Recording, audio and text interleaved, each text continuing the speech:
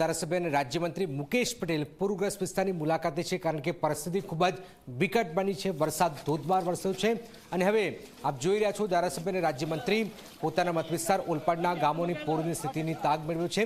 બોલાવ, ઉમરાછી, બડોલી, કઠોદરા સહિતના ગામમાં પૂર છે। કીમ નદીના પાણી ગામમાં ફરી વળતા જ હાલાકી છે। મંત્રી મુકેશ પટેલે સ્થાનિકો સાથે વિસ્તારનું નિરીક્ષણ કર્યું। પૂરગ્રસ્ત ગામોના નીચાણવાળા ઘરોમાં પાણી પણ ભરાઈ ગયા હતા।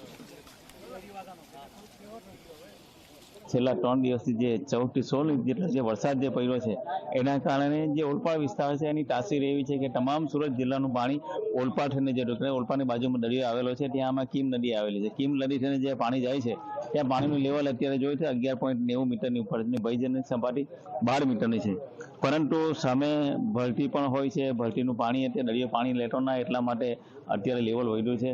મારી એનડીઆરએફની એસડીઆરએફની ટીમ અહીંયા તૈનાત છે। લગભગ 4 જેટલા ખેડૂતો ખેતરમાં ફસાયા હતા, એમનું પણ રેસ્ક્યુ કરી લેવામાં આવ્યું છે।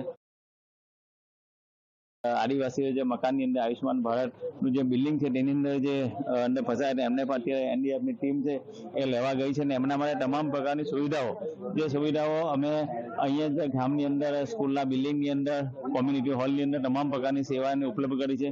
લગભગ વડોલી, અણીટા, ઉમરાછી, કિમામલી, કીમ આ તમામ ગામો થઈને લગભગ 500-550 જેટલા લોકોને અમે સેફ જગ્યા મૂકીને ત્યાં એની મેડિકલની સુવિધા, એની જમવાની સુવિધા, આમ તમામ પ્રકારની સુવિધા છે। અમારા એ બધા જ અધિકારીઓ 24 કલાક સ્ટેન્ડ બાયમાં છે।